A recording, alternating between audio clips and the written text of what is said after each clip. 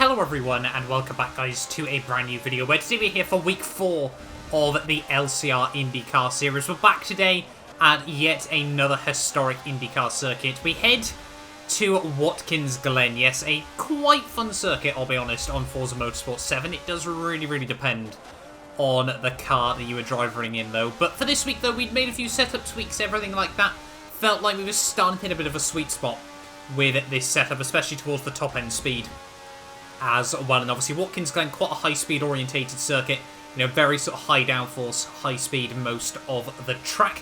Coming down in towards the bus stop though, got to make sure we keep it tidy through there. So easy to invalidate your laps through there. We don't quite get the run that we wanted, but you know, we kept it clean and that was the most important thing at the moment there. As you can see, we're currently down in P10 in qualifying as we haven't set a clean lap just yet, but we have still got a couple more opportunities if we need it here. But anyway though, coming down in towards the final half of the lap then, you know, it doesn't really feel like a particularly long lap around this circuit, especially in something like an IndyCar, where you just absolutely pound around there. You see we're about 2/10 down on my current personal best, but we're on for a clean lap, and obviously that will put us in a much higher position than a dirty lap here. Connor's currently in P2 on a 1:23.3. He's been putting in a lot of practice as well heading into this week. But as we head down in towards the final couple of corners here, make sure we just keep it nice and tidy. There a bit of a blend through the penultimate corner there. Just can't quite get it fully pinned in qualifying here. Just don't have the confidence in myself. But out of the final corner then down towards the start finish line, it's going to be a 1:22.928 there.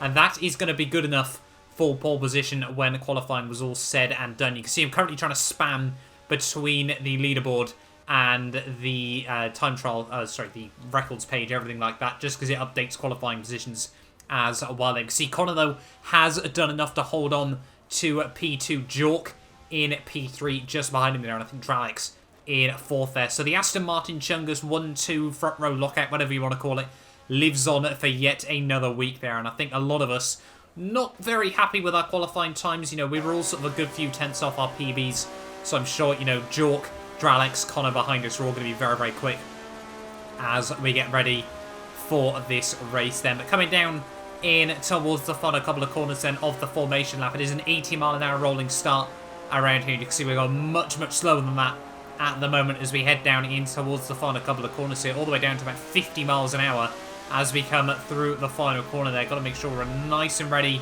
for the race start though. The 5 lights are about to come on then here for round 4 of the championship, and it is lights out and away we go. They don't quite react as well to Connor of the start line there, but we get round the outside in towards turn 1 there. We get the run through the first corner. I don't think Connor was looking to try and fight us all too much off the start there, so we do hold on to the lead of the race as we head up the hill for the first time in this race through the very fast, not really more the S section in all honesty. Up towards the bus stop, came 210 miles an hour up here on approach there. Down a couple of gears, down an extra run as you get through the first part there, and we do survive that for the first time around as well. I think there was a lot of chaos and carnage kicking off behind us as well, rather unfortunately, but that's allowed us to get a bit of a breakaway here. Connor, Dralix and Jork all seem to have got out of it pretty much unscathed there. I wonder if any other cars just behind them have as well. You can see already the field starting to spread out a little bit just behind them as well. But yeah, a good start for ourselves.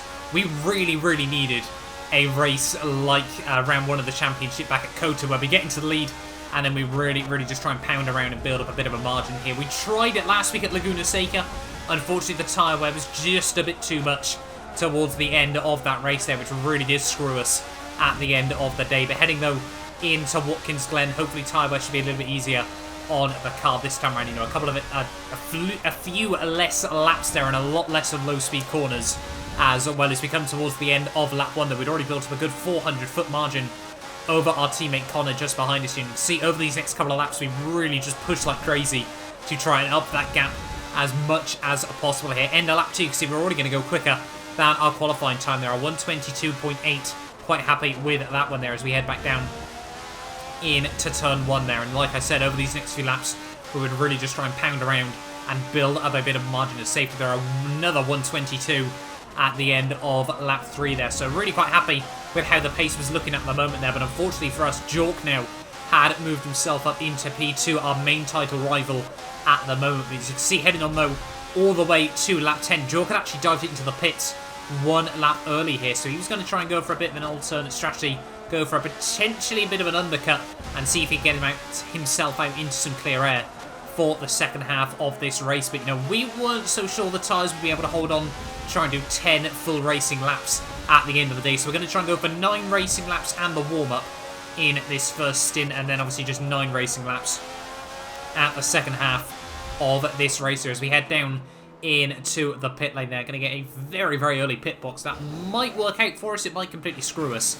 in this race. You can see Dralex now is going to move up into the lead of this race there. Mel as well, just behind us in P3. He's going to dive in, go for the same strategy as ourselves there. You can see as we head down the pit lane. A few more people opting to stay out there. You can see Ben and John all trying to stay out a couple of extra laps here in this race, but we should come out in fairly clear air there. As you can see, someone's just gone round turn 1, so we're going to be a couple of seconds behind the lap traffic there. We can see now, having a look at the bottom left-hand side of your screens even, I should say, Jork though, the gap to him has held about level there, so he hasn't quite pulled out the undercut, but we haven't quite pulled out a bit of an overcut as well. It's all pretty much stayed level at this stage of the day there, and over the next couple of laps, we should just re-inherit the lead of this race. So a pretty tidy run through the first part of the chicane there, but taking a little bit of liberties on the exit there. We can see skipping on though to the final lap of the race. You know, once we got back into the lead, there was nothing really anyone could do.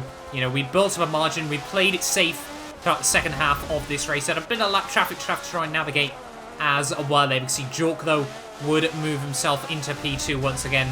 You know, our main title rival, like I said, and hopefully we can try and pull out a bit of points over the next couple of rounds over him. But anyway though, down in towards the final couple of corners then, it is going to be the win here at Watkins Glen. Really, really happy with that result at the end of the day. We're going to let Apex get past us before the driver task starts doing funny things. They're on a 122.7 clean.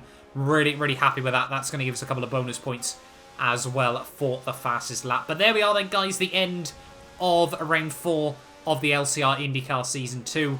We're now trying to build up a little bit of a margin again in the championship, but I mean, we've got 2 more rounds after this before we head to what might be a bit of a lottery at Indianapolis there. But thank you all so much for watching. If you did enjoy, do make sure you get yourself subscribed, and we will be back next time out where IndyCar heads to Europe, ready for the Nürburgring Grand Prix.